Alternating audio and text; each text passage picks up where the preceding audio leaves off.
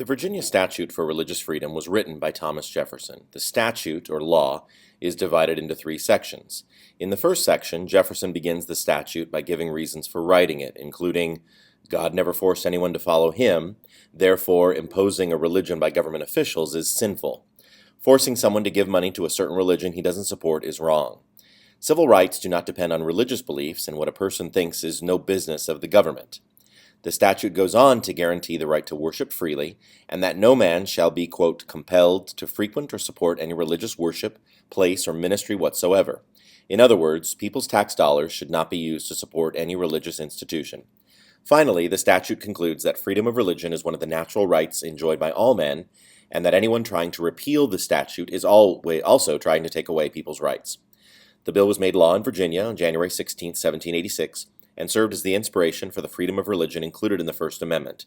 Jefferson was so proud of this achievement, he had it listed as one of the three items on his tombstone, along with his founding of the University of Virginia and the writing of the United States Declaration of Independence. What this all means is that religious freedom was very important to Thomas Jefferson. As I explained in class, Thomas Jefferson was not a Christian.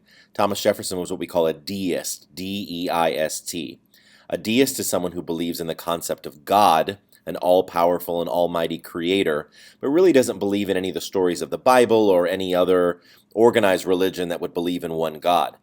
So he would be similar to Judaism or Christianity in believing in one God.